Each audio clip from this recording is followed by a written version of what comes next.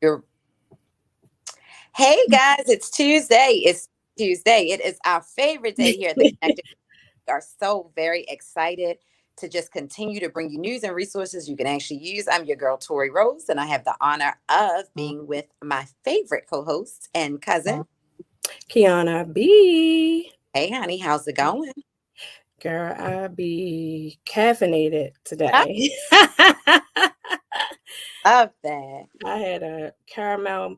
I still got some of it, and it's a venti macchiato. I got a lot of stuff. I had a lot of stuff to do. I just figured I'd go ahead and get the big one.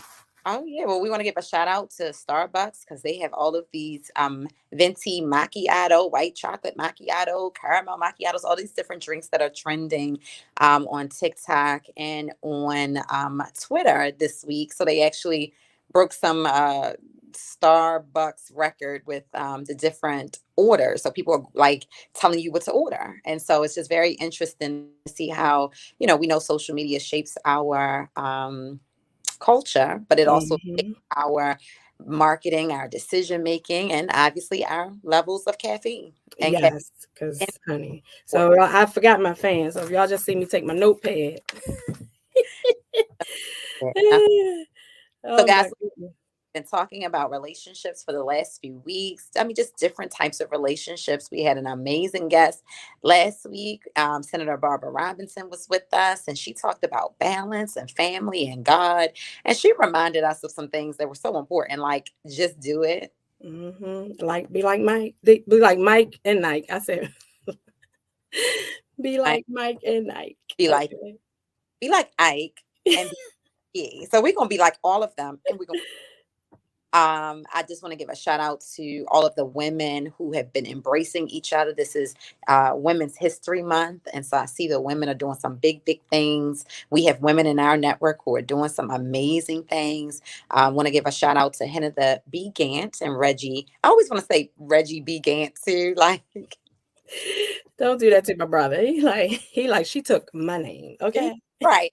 Such a supporter, great dad, friend, brother, father. But I always want to give him his wife's like middle initial or something. But and Reggie, but Henna more so because it's Women's History Month. I saw that she has she and her church and Pastor Vashti and some other amazing ladies, Dr. Constance.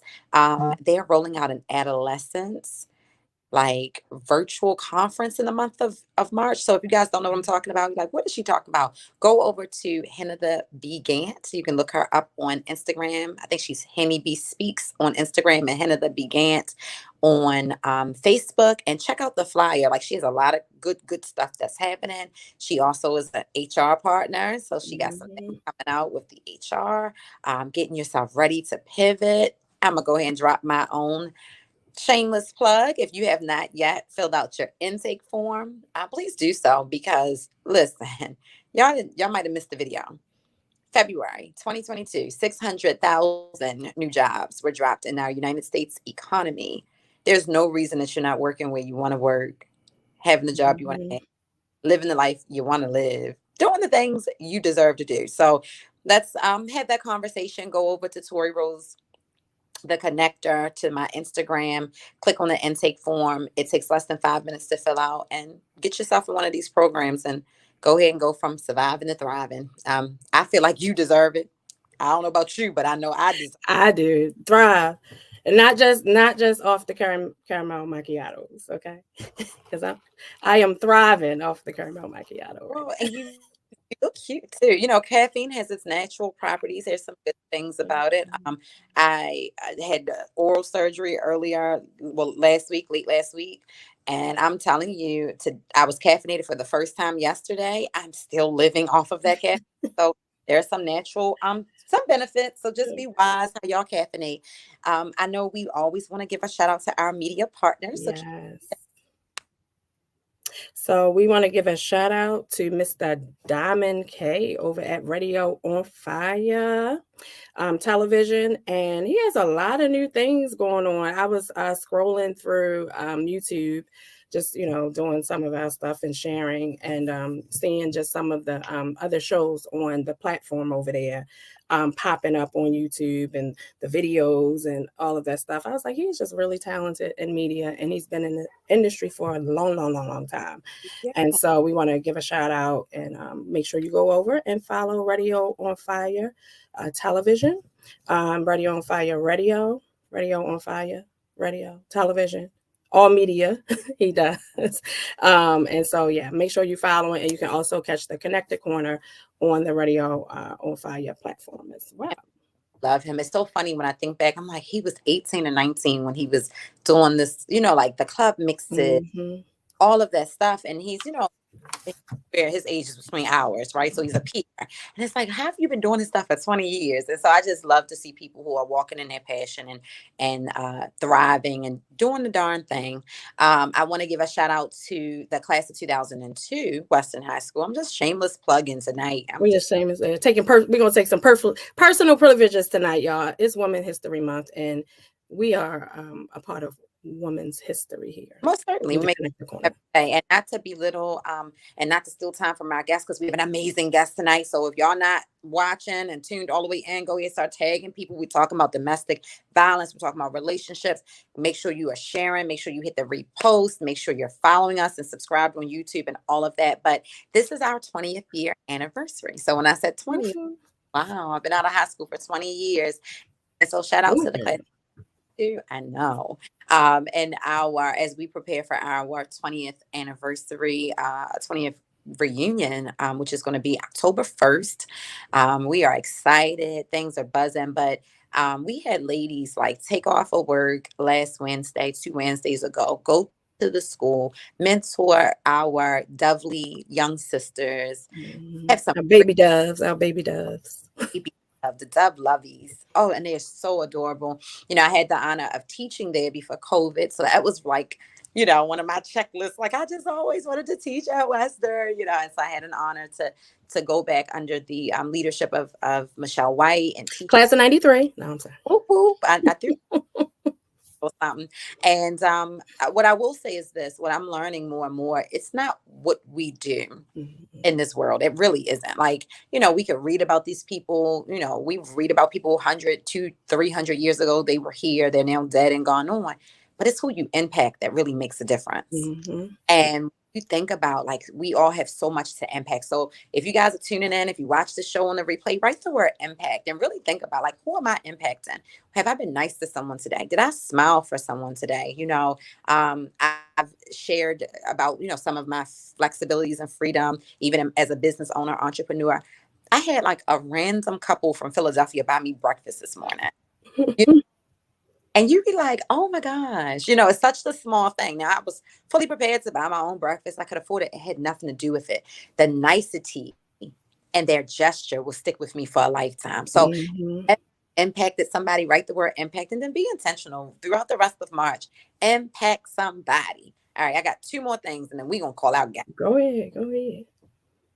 Plus, I couldn't talk for 4 days, so I feel pent up. Oh, yeah, y'all. Yeah, right. She got to let it all out, y'all. This is Tori Rose, the connector, honey.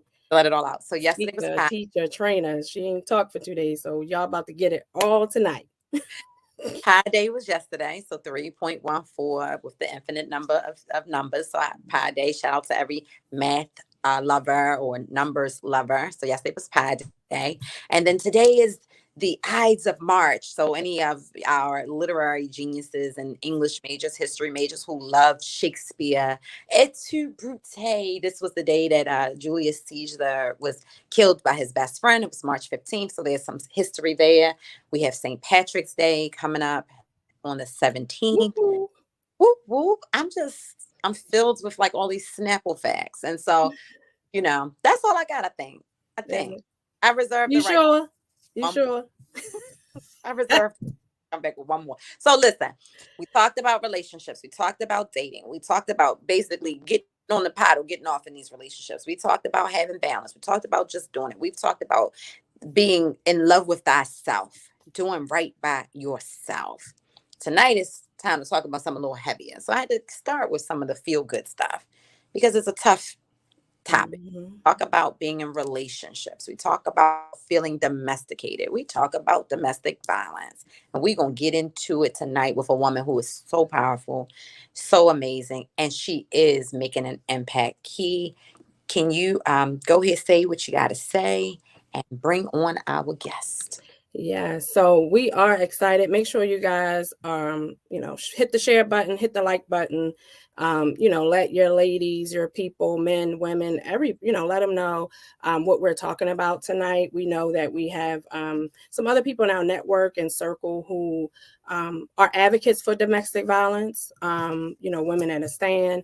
Our sister podcaster, as well as her organization, Women as a Stand, is Women's History Month. But we want to delve into the topic and go a little deeper with you guys tonight. And so, again, keeping the relationship series going on. But Tori forgot to mention she shouted her class out, and shout out to class of how old are you? What is it? 20? I always can y'all 2022. Yes, it's okay, never mind. 2002. Good. I said I get confused. I be telling people I graduated in 2013. No, 2003. Oh no, that's not it. I graduated in 93. The threes, it tripped me out. I can't believe I'm that old. So I don't know. I be saying 2003 sometimes. Plus, I hang around y'all so much, that the classes of 2000s. But giving a shout out to all of our Western doves. So we know it's COVID and all of that, but this, Women's History Month for us is also Unity Month for Western. So for those who don't know, Western High School in Baltimore, Maryland is the oldest all-girls public school in the nation. And In the especially nation. what you know about it. Yes. So shout out and dove love to all our Western sisters and dovelies out there. This is still Unity Month, so go ahead and continue to flood the timelines, okay, ladies. And then today also, Change My Life for Women's History Month. I want to give a shout out and say happy Sigma-versary Oh, to Infinite Royalty, Spring 14 of the illustrious Sigma Gamma Rho Sorority Incorporated. I won't make the sound all that for y'all, but I want to give a shout out to my line sisters. I'm Spring 14, and yes, we are Infinite Royalty. Okay, and so yeah, my name I'm Royal Rebirth, which is interesting because I'm about to go on a journey and rebirth myself again very soon here. Okay, I love it. so yeah. I love y'all sorority, even though, I don't ever foresee me wearing um, blue and gold or being a poodle. And I never say never. I don't foresee it, but I just love you all. And I will say that I appreciate being an honorary one of y'all. Like anytime I'm around, they just be like, come on, girl. It's all love. And I can't say that has been the same in other sorority circles. And so you guys really do exude sisterhood, and you've been an example of what to look for in a sorority for me. So thank you for that. Oh, I know. And I'm thank also you. sad we're not having an actual unity day at Western this year. Mm, Guys, what Kiana is saying is we can still unify. And so yes, please that you yes. are on each other and loving on sisters and supporting one another, because at the end of the day, we are all we have. Like honestly. Yes. And shout out to, hey, Erica Kalisa, my line sisters. Erica Kalisa is joining us tonight. Thank you, ladies. Woo-hoo. Woo-hoo. Yeah, so we just definitely, again, this is Women's History Month. And, we're going to take our privilege, okay, here to make sure that we are definitely shouting out those who are part of history. But one of the things, again, we want to continue with this relationship series because we have sister relationships, we have all of this, right? We want to bond, we want to unify, but there are times that we got to really come out, we got to support, right? And support in a different way. And so we're going to talk about, again, navigating trauma and things in domestic relationships with domestic violence. And so, it could be a little heavy topic, but we want to dive in. We have a great guest tonight. And without any further ado, so we're going to have Miss Crystal Johnson with us tonight. And you guys are just be in store, okay? Is a professional counselor who holds a master's degree in clinical counseling with a concentration in trauma studies. So her concentration in trauma studies. So y'all understand the topic tonight. Okay. So we want to bring you the experts here. Over her 10 plus years as a dedicated provider working with individuals, groups, families, Crystal has garnered numerous awards and certifications in domestic abuse, suicide prevention, grief, and loss. Her passion is working with women, youth, and individuals impacted by domestic violence.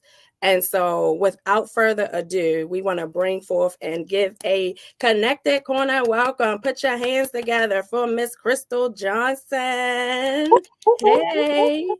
Okay, Crystal. Hey, hey. You're Close cracking up. I'm I'm like, they are so funny. sorry. Yeah, I might say that though. We don't need to be trying to be funny though. I don't know.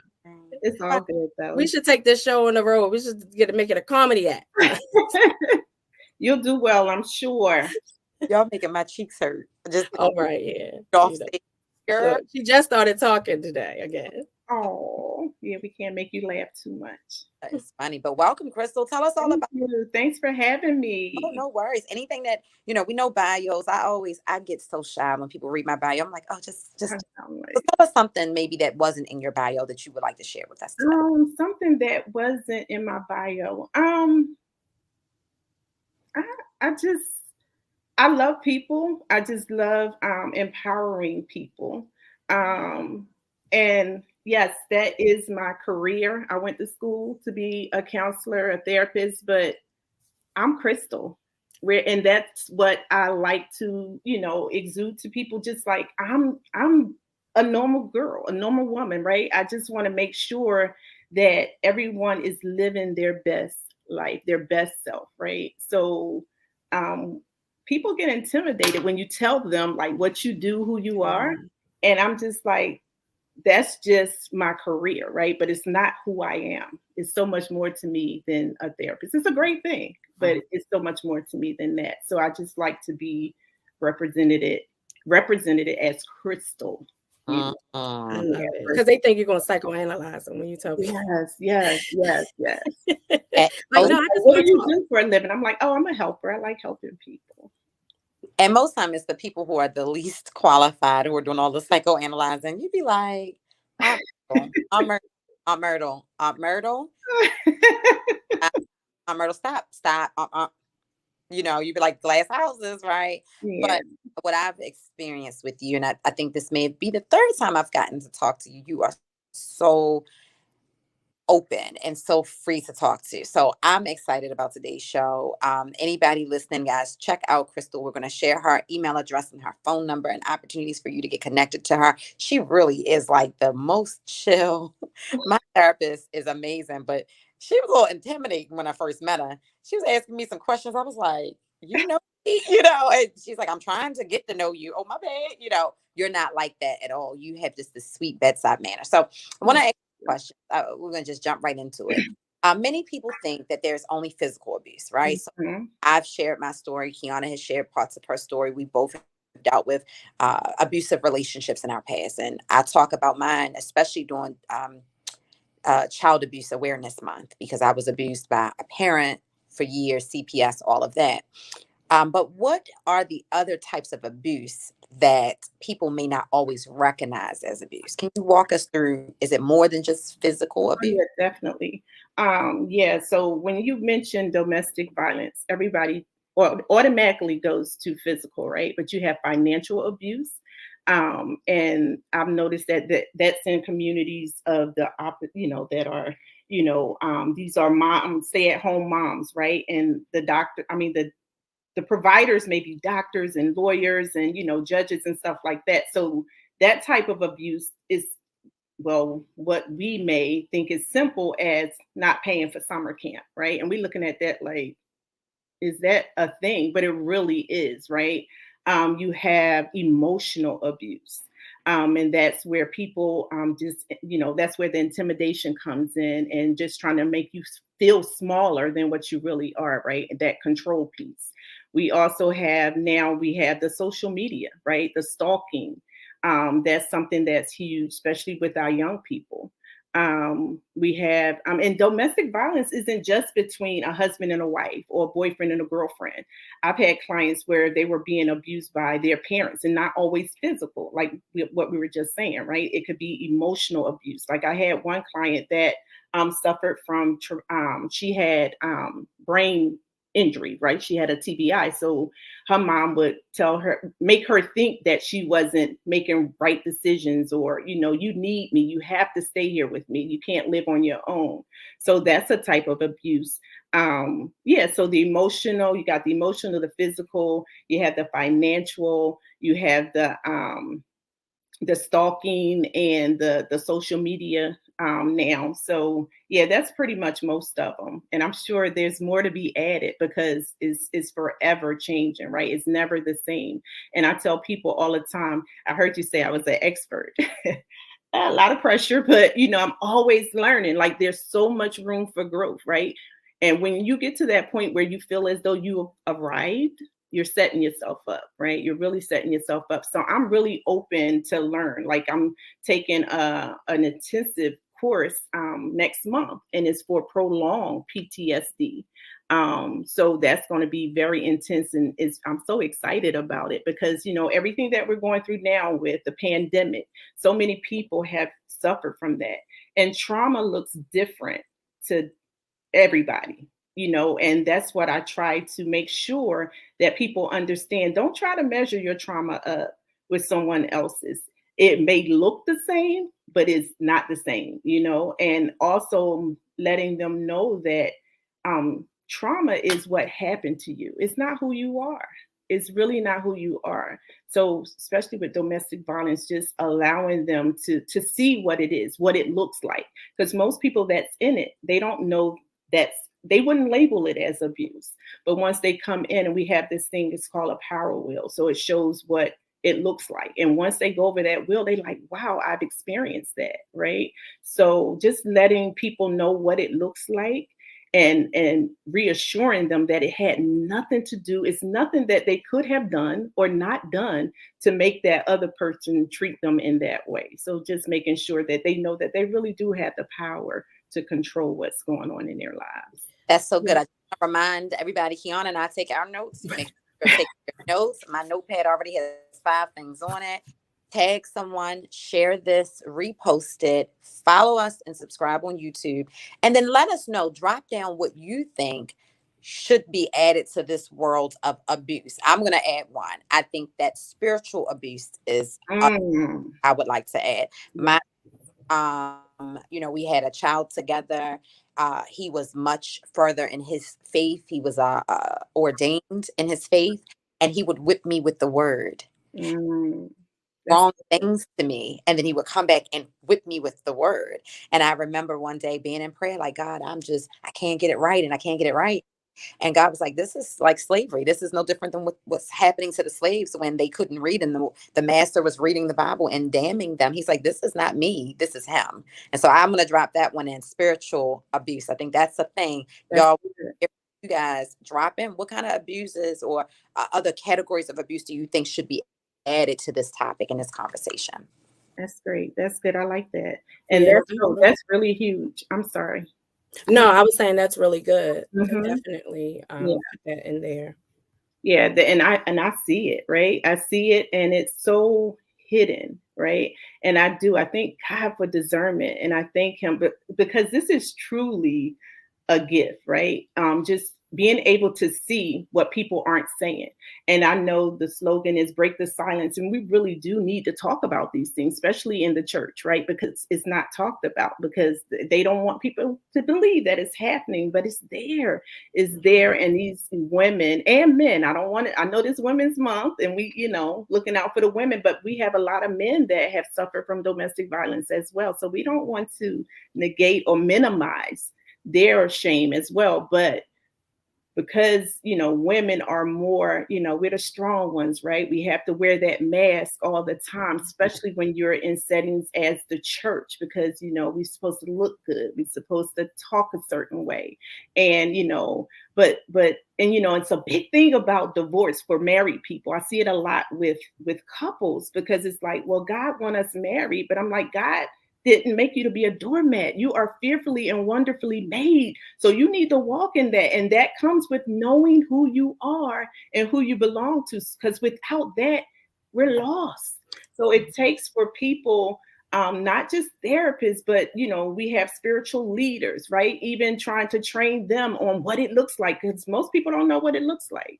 It doesn't look like how we look right now, right? We all dressed up and we got well, y'all got your makeup on, looking beautiful. I got on lip gloss. I'm actually, well, this dressed up for me. I'm real comfortable. I got on my happy hoodie. I figured, we're gonna talk about yes, you're something. beautiful. I was going I'm gonna just keep looking down. Y'all can look and see and say happy, right? We happy. We're gonna talk about it. But because, like you said, it needs to be talked about. The silence needs to be broken.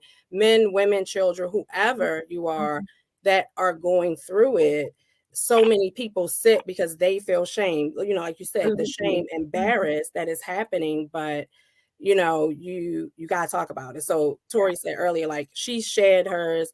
Everybody already know I ain't completely like, I be like, I ain't ready, y'all, because I'm gonna be just bust out crying on the stage. So when I can when I can get through like a whole little season about whatever, then I can go ahead and speak to y'all about it. But until then, I'm gonna keep journaling, and y'all can catch it in the book. And something that will be in there, what Crystal talked about, is divorce. And so I have a couple I'm gonna lead into the question that's been on my mind to ask. But one of the things what Tori brought up about the different kinds of abuse. So make sure, guys, share if there are other ones out there. We said spiritual, we said emotional, financial. I actually learned about the different kinds coming out the first situation. And one of my colleagues' mother, I don't know if necessarily she was a counselor, but I know she was like working in like a center, the women's center or something, like volunteering. And I'm like one of those people. I think at one point I felt like I used to share too much. Now I might not, tell you everything that happened, but if I feel like you're a friend and you're in my circle, you're going to know something. I might not give all details because, again, sometimes things are sensitive, and then later your family might still be speaking to that person, right? And so you don't need to get down in the gritty, but just know things may not be right. So she shared this paper with me, and I started reading through it, and I'm like, financial, mental, like what? Like you have no idea. And like you said, until you start showing the people and you're like, oh my goodness, that's what they were doing. Oh my goodness, that's what that was. And so you become enlightened. You then begin to notice it yourself more before you get too deep in it the next time, but it might show up different. Right. So you need to be able to identify what you're in. So looking at that, what are some, maybe about three, I'm sure there's a lot and you can share more, but I was thinking, I don't know, three, please three, but what are about maybe 3 signs that you are in a abusive relationship? Like, what are some things that people can look for to know, like you said, that they are in an abusive relationship? Okay. So some of the signs are definitely control. That's huge. Like the control thing, like trying to control where you go, who your friends are, trying to control your money. Even if you do work, it's like, bring the money home first. I'll give you what you need to have, right? So that type of control. Intimidation. Like, if you ever leave me, this is what'll happen, right? Threaten and harm your family, or something as subtle as I don't like what you got on today. Where are you going with that on? Just as simple as your clothing. And these are all triggers. Like, you really need to know what it looks like, because without that, you're thinking, oh, that's cute. He worried about where I'm going. He don't like this top. Let me put on something else, right? He loves me. He don't. I was going to say, girl, he loved me. He'd be so mad. He can't stand when I be talking to other people.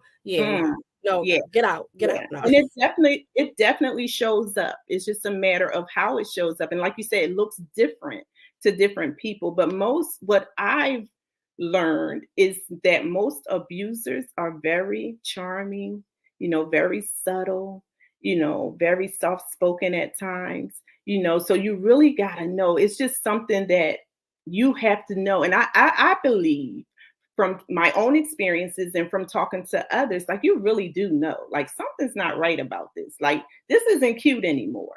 So just paying attention, recognizing the signs and calling it out for what it is, right? So yeah, that would definitely be some of the signs that I would tell you to look out for. I love that. It sounded like you said Scorpio, very Scorpio. That was one of the signs you said. Very Cancer. Is that what you said? Or maybe I just heard that. Anywho, Aquarius, no, Aquarius. Oh, not those signs. We're not. Oh, Not okay. those signs. We're not. darn, Oh, okay. I thought we was calling out the actual signs that. darn. I'm darn. sorry. Not those. But anywho, as I digress. So domestic violence definitely wasn't something that many of us were taught or told about or discussed growing up. It's funny because I used to love me a toxic man, just growing Mm. always like the dope dealer. I like the dude with the big cars and all of that. And if he wasn't snatching me up, he didn't love me, that Mm. thing. So when you guys That's real.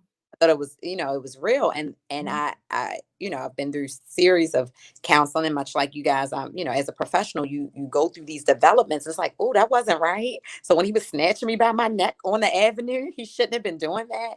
So I look at those experiences and I try to translate it to my child. My child is 13. Mhm. At that place and stage where he's starting to want to date. The rule in my house is there are no serious relationships until you are older. So Mhm. he date, right? By 15, he should be dating, having multiple little friends, whatever. We're not committing to just one person. That's the rule in my house. Okay. And whoever don't like it, that's fine. Drop your parenting advice in the but I have some reasons this is not the show for that. But I do have some topics. We can talk about it offline. Why is it important for us to discuss domestic violence with our children before they become of dating age, boys and girls? Like, what is it that we're trying to avoid down the line? Okay, that's a great question, and I think a lot of parents try to not talk about it, thinking that it won't happen. It's the same thing like suicide. They think if you mention suicide, oh, they're going to go try it, and it's the total opposite, right? Information to be informed is the best knowledge you can ever have, right? So if you're teaching your children like these are the things that you need to look out for, right? And it's so, oh my goodness, it's so sad because as you said, I work with young people, right? You love them dearly, but sometimes they could be so clueless, especially our young girls, because they're searching. They're searching, and depending on whether or not they had a father in their life to show them what real love looks like, right? So I think it's very important that you do talk about these things with your children because if they don't know, they're going to learn the wrong way. And I know one of the organizations that I volunteer for, we go into the schools and we talk to the young men and ladies because I've seen girls grip up guys too. So it's not just one-sided, but I think they really do need to know what it looks like, just like we need to know what it looks like and what you should not do and what you should do, right? And how to ask for help when that time comes. So yeah, it's very important that you tell them what it's all about and be real, be honest, because young people can see right through you. They see straight through you. They can look When you real saying crazy. that, and Tori had an opportunity. Well, she taught at Weston, but we had a chance to teach together at a school in Baltimore County. I've taught high school. I had a chance to teach middle school, and you see it. Yeah. And so it's very interesting to see that in young people. One, because if you've had certain experience, I experienced it as early as high school, right? And so watching, but you're right, even now it's the girls, even Yeah. the girls, whether it's the girls with girlfriends, like you would see some of it. And I was like, so why are you putting your hands on him? Mm-hmm. Mm-hmm. And so again, that thing where who knows what she saw. And so just, bring them right in. Y'all come in here. Let's have a conversation. Yeah. What's going on? It's not fair for you to put your hands on him and then expect him not to put his hands back on you. You started it. And so we would have that conversation. I said, girl, because I'm gonna call on you, and now you both will get locked up. Like, don't think and so you have to be real and have those conversations because I've seen it and I've watched young ladies and young men, in high school, and I'm looking at them, and like, okay, so who the boyfriend? And you hear and watching it go on, and you pulling them aside and having those conversations with them. So it is very important. I don't know that there's any age. I mean, once they start talking and they can recognize what's going on, they start asking you questions and they can talk. Yeah. It's time to start having conversations at their levels. That's just what I believe across the board, right? Absolutely. Because I think, one of the things we can add in that is sexual abuse. I don't know if we said that, but sexual abuse is also an abuse. And, it made me think about that because I started talking to my kids about that topic early on and having those real conversations. And so bringing those things together, if you don't talk about it, they're going to learn. They might learn the wrong way, right? So don't ever think you shouldn't bring it up to your kids. But then on that, topic like that, okay, you've been in relationships, you're watching it, you see people go in and out. We'll get down the road talking about the PTSD and some of the other things where people stay in those situations. But if you're really trying to get past it and say the person does get help, and we can talk about what help may look like, can people restore? Is there real restoration after domestic violence? Yes. And that's why I love, when you said navigating, because it's definitely like it's turns, right? It's not just a straight thing. It's a process that you have to go through. And it's like one of those processes where you can't skip a process. Like you really got to give yourself time and grace, because most times this is years of stuff, right? This is years of stuff that has built up. And sometimes it's like you said, from one relationship to another abusive relationship. So learning how to identify how you can navigate through it. Like, wait a minute, I remember what that looked like and I didn't like it, right? So, and being honest with yourself. So being able to navigate is getting resources, finding out what your resources are. And the worst, and when you talked about earlier about those people that think they know, like telling you how to do it. If I was you, I would, but you're not. So stop giving people advice, because domestic violence, the worst thing ever is trying to leave. That's the most dangerous point in a domestic violence relationship. So even in our counseling, we never say, oh, you need to leave. We never say that. No matter how bad it is, we tell them, we try to restore their power, like letting them know that you do have power to make your own decisions, but there's necessary steps that you have to take. So that comes with, we teach them how to set up for leaving, right? So that means getting all of your identification, making sure that you have your keys, making sure that you have money, and making sure that you have somewhere to go, a safe place. So making sure that they have all of those things set up before they leave, because we've had clients that have lost their lives trying to leave because, somebody said, oh, just get out, so making sure that you don't tell people to just leave. Okay, you're telling them to leave, but are you giving them the necessary steps to take to do that? And if you're not doing that, you're putting them in harm's way, right? So making sure, and never talk about the abuser to the abusee, because they're still in love, right? They're still trying to figure this thing out. So while you doing that, you're also taking their control, because you're telling them how they should feel. So never tell them that the abuser is horrible, or he doesn't deserve you or she doesn't deserve you. That's the worst thing that you could ever do too, because the one thing about DV, again, is control. It's power and control. So if you're telling them what they should be doing, now you're the controller, right? So what makes you different from the abuser versus the physical, maybe, right? Or being right there with them. So you really have, it's a very sensitive topic. And that's why I think people, and that's why it gives me joy to educate people, because I didn't always know, right? So being able, and I don't know everything, I don't know all of it, because every situation is different, right? You might say, oh, I saw that before. No, it's totally different. Everybody's situation is different. So when you go in on a situation, just look at it as unique. This is the first time I've seen this. This is the first time I heard that, right? And making them feel like I'm here for you. What can I do to help you? That is, you telling them what to do. listen, we just want to give just a round of applause for that. That is so, so good. I mean, we strive on the Connected Corner to give news and resources someone can actually use. Like, leave here and apply. And I'm listening to you and I'm like, wow, that's so good. Because again, everybody wants to psychoanalyze everybody, but you can't. Let the professionals be the professionals. But these are still great tips that you've given. That some of the things I just want to recap that you said are advices for people who are trying to leave a toxic relationship. Be prepared. Have a safe start to save, get copies of your identification. That Mhm. is huge. I'm telling you. Matter of fact, the year I graduated, 2002, a movie came out with Jennifer Lopez. It was Oh called my goodness, yes. Mhm. Enough. If you all have not seen it, it's such, well, first of all, it's triggering. And so I graduated that year. I saw that movie that summer and I cried because as a child trying to get out of a domestic violence situation, I was so unempowered. But Mhm. I watched her go through exactly what you just said, those steps of Mhm. saving money and being strategic and getting a weapon and also going to um, defense classes and Yeah. building her Mhm. confidence and being prepared. So I just think that's huge. And it's something you said, it's almost like you're reading our questions, but no worries, no worries. How important it is for someone to get counseling or therapy after a traumatic relationship like that. Like it's huge because what you said was they will power share. It's almost like taking the, you become then sometimes the Yeah. now in the abusive controlling Yes. Role. situation. Yes. Mhm. Tell Mhm. us a little bit more about that. How can, I love to help people. I've moved people in my house. My family used to say, girl, she just always bringing home strays. Want to help. Mhm.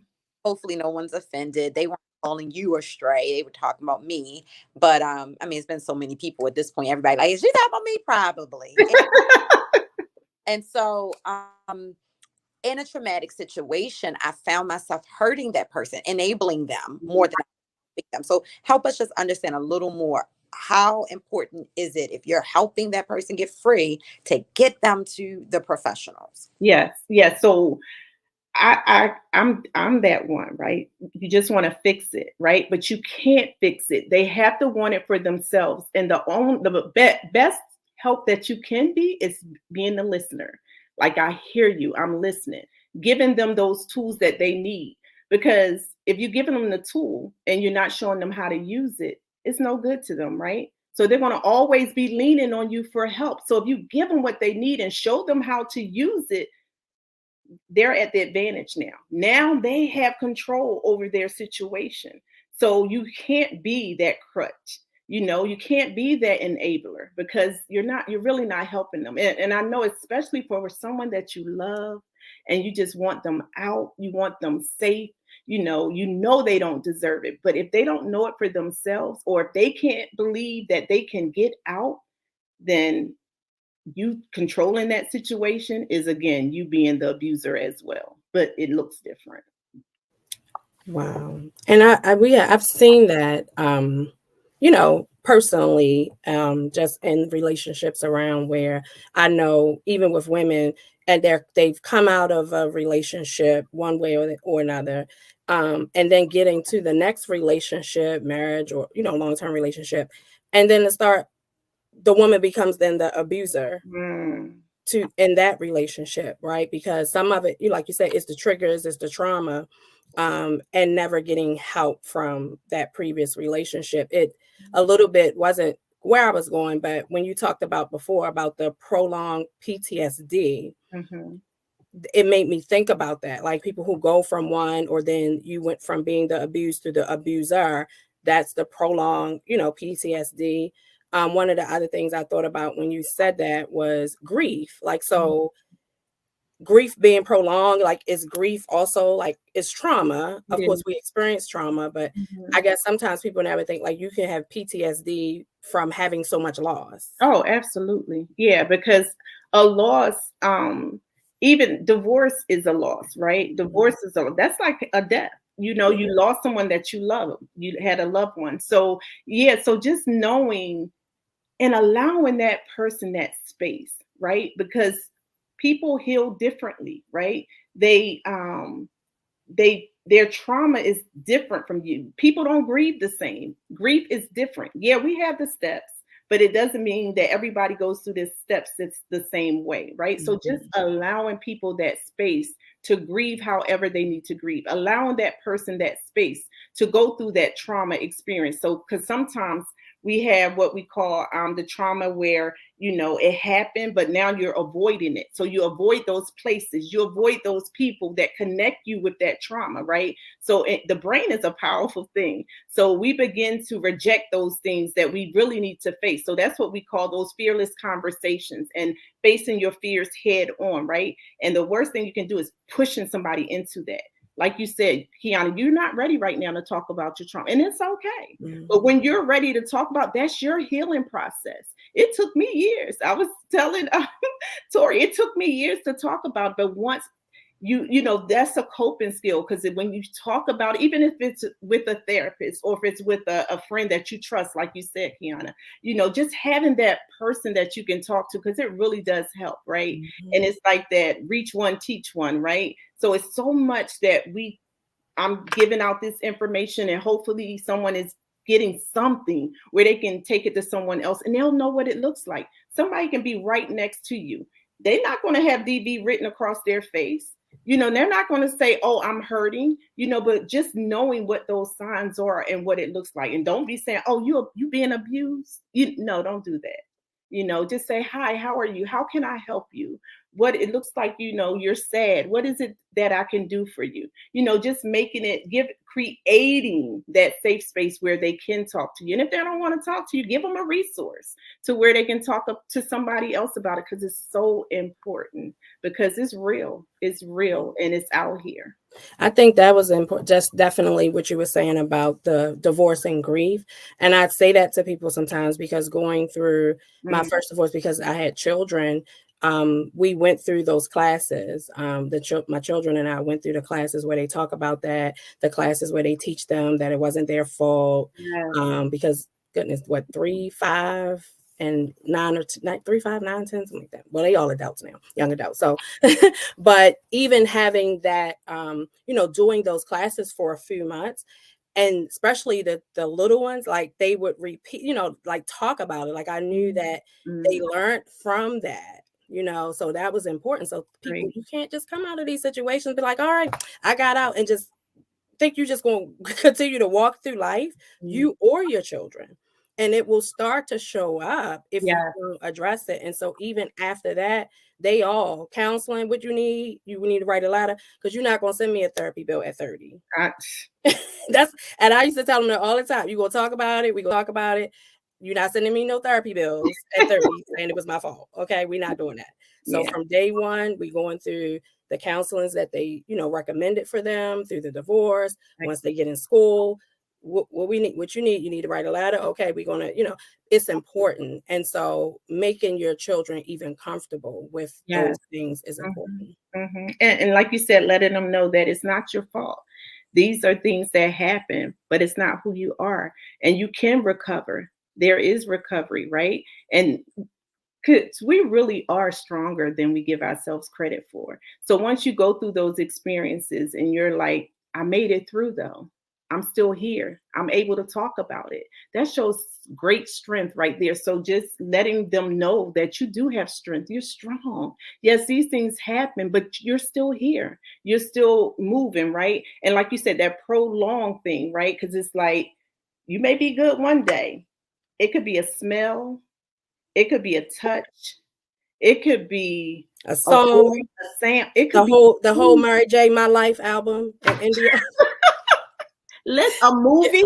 You're sitting there like, why am I crying? And it's just like, wow, and although she got paid for hers, but it happened. And this is somebody's story, right? And something that you can relate to. Is relatable. So just recognizing what those triggers are and trying not to avoid it, because it's just like pouring water in a cup. You can't take but so much. And that's how our body is. We can only take so much, and eventually it's going to shut down, or it's going to come out in an unhealthy way, right? And that's when you have these teens that are becoming promiscuous and doing things that they shouldn't be doing, right? Because they're hurting and they don't know how to tell somebody that I'm hurting because this happened to me.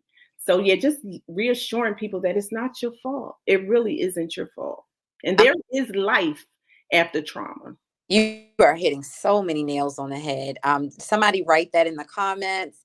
hopefully you guys are taking notes. There is life after trauma. I tell you, I was having a psychoneurological reaction that I could not understand. Like, I would listen to talk radio and be physically nauseous all the time. Like, why? And I'm a history person. I'm a history teacher. I love history. Like, why can't I listen? I can watch a documentary. But if I hear a talk radio show, I'm nauseous. And it was in a counseling session that I had, that it was discovered I had like regressed, and I suppressed this emotion and this memory. My father would listen to these talk radio stations. And so when I would think about the abuse or hear that, it would bring this nauseated feeling, take me back to being this 11, 12-year-old little girl, and, having to, get myself up off the floor after being kicked, punched. And there's this talk radio station in the background. And so it's one of those things where you say you don't even understand what you're retaining. You, I know people sounds like Kiana said, music can trigger certain things, but we have a responsibility to get to know ourselves. Yeah, Right? Having those responses, or if it's somebody you don't like, and it's like, what is it about this woman? I just don't buffets me or whatever. Like, really unpack it. I had a supervisor who was horrible to me years and years ago, and eventually she said, you know what? You remind me of the woman my husband cheated with. She said, it's not that y'all look alike. She said, it's your spirit. It's how you talk. It's how you walk. It's how you dress. It's what you, I was wearing Gucci, the perfume at the time, the gold one. I smelled like the lady. So she was so hurt by betrayal. She was horrible to me, but it took her years to come back. We were peers by the time I was, at the same level, when she finally said, I am so sorry. It was never you. It was what you represented. It was smelling you and remembering that smell on my husband. Wow, that's huge. I almost got beat up. And so tell us, what are and I think you've touched this, but I want to just see if you can go back for us. What are the long-term effects of suffering in silence? Most time it comes out in your body, right? It's more physical. So you talk about headaches, right? Depression, oppression, right? Some people have anxiety. It definitely shows up in your body. You have, for me, it was like heart problems. I had a stroke and a heart attack, from the stressors, because I'm the rock, I'm the strong one. So I have to walk in that role, but it wasn't a role that I chose. It was something that someone placed on me, but I chose to walk in it, and it wasn't for me to carry. And when I say cast my cares, sitting at the feet of Jesus right now, that's what I do, because it's not, your body can't take that. Your body wasn't built for that. So it does show up in a physical sense, right? So any type of stress shows up in your physical body. Your body says so much about the things that you've experienced. And even like you said, I do this thing called the baggage exercise. So people don't know, like they don't know why they're feeling the way that they're feeling, right? But like you said, it took that young lady years. So the baggage exercises start off with small bags. And when you get to the biggest bag, which is the trunk, that's that thing that's in that basement or up in the attic with the lock on it and the cobwebs that think these are secrets that you have hidden for so long, hoping that no one ever finds out. So you're carrying all this stuff throughout your life. And most times what we find is the root cause happens in your childhood.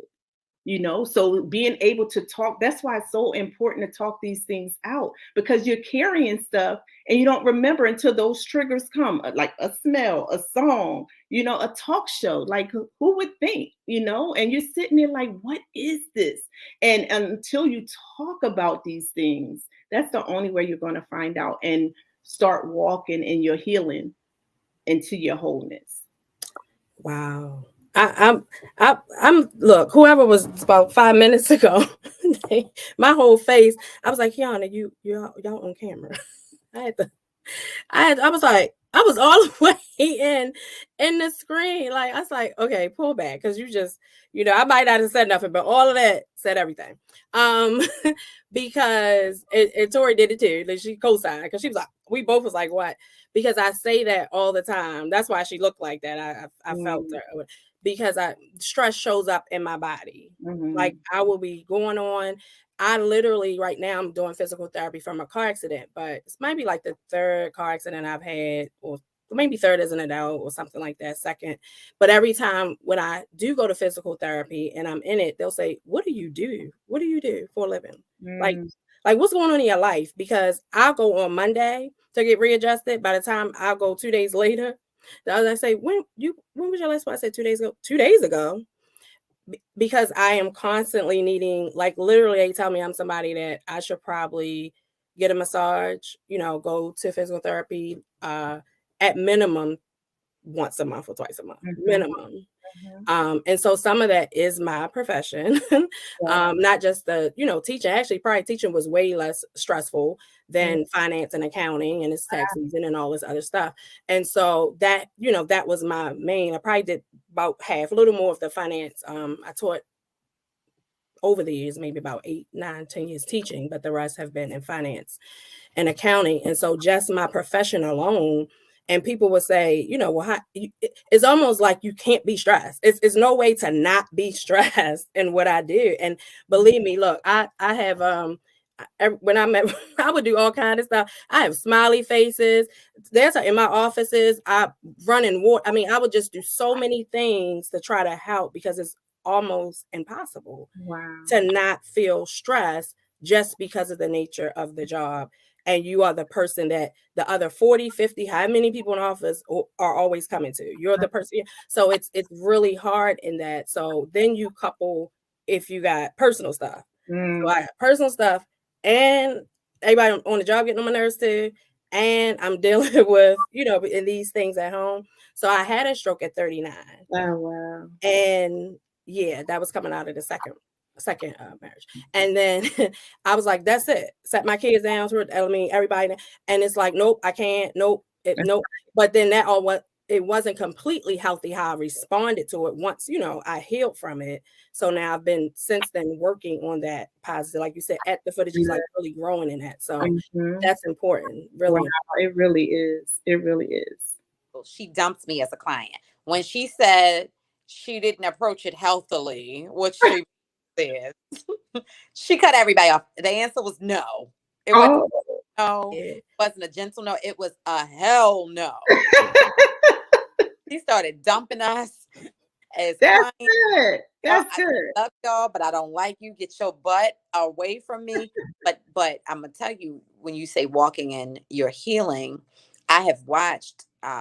We're 7 years later now since Kiana had her stroke, and I have watched Kiana walk through her healing and make her way back to her center, right? And so know that she's going to continue to get to that place where she's navigating, and the no won't cut your head off when she says, and it won't feel so erratic, but it was what she needed to do.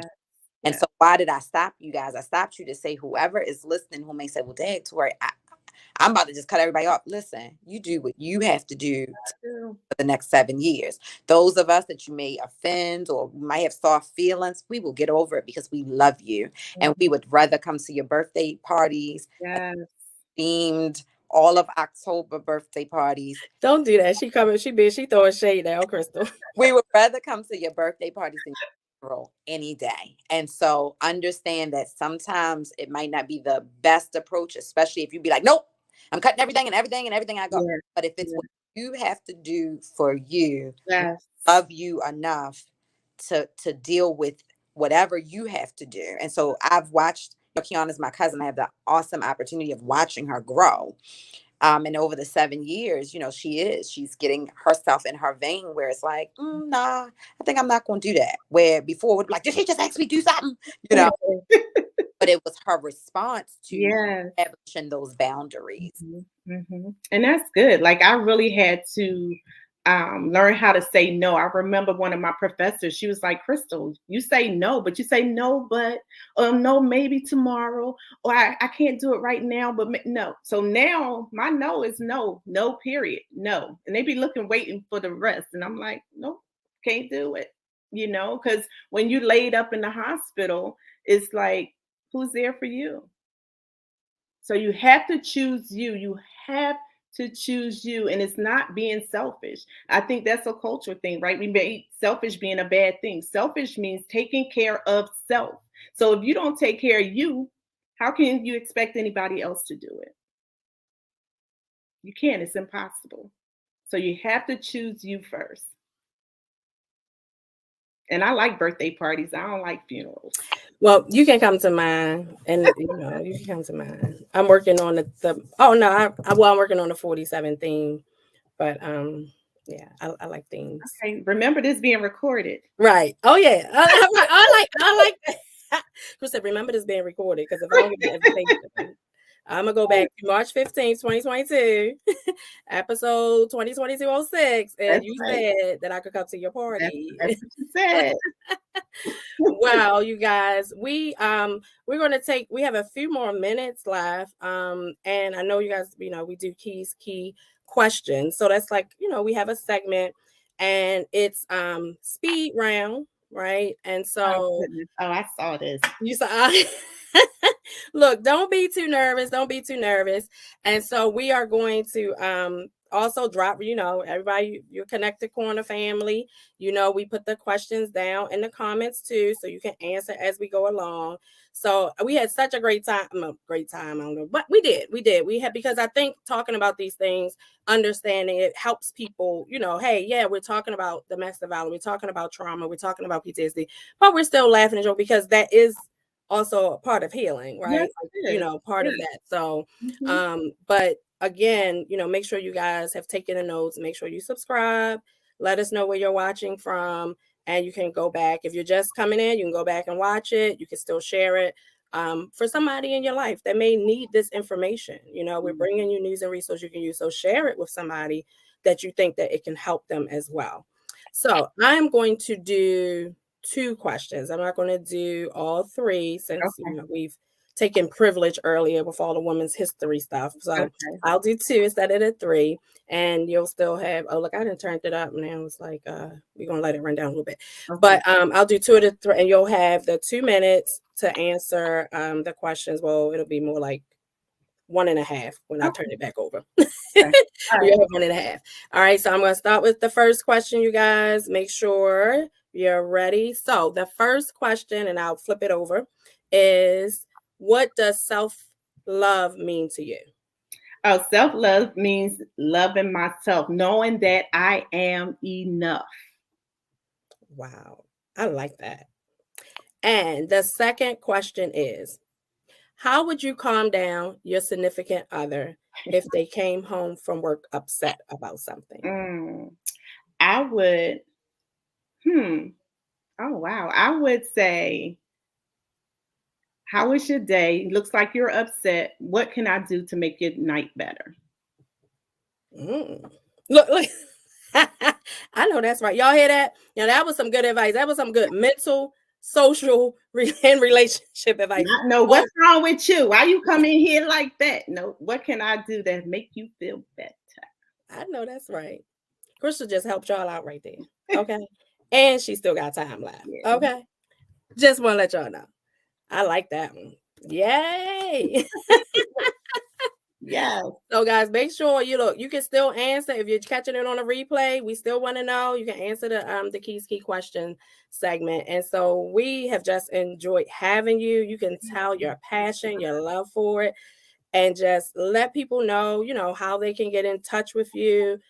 We know you're, getting started in your own way, your own vein. So let the audience know how they can reach out to you. Okay, so you can email me at beyond therapy beyond is therapybeyond17 at gmail.com, and my phone number is 267-903-6315. I'll be trying not to give out my personal number. So it's 267-903-6315. therapybeyond17@gmail.com. Awesome. Thank you, Crystal, so much. Well, thank you for having me. This was fun. No worries, girl.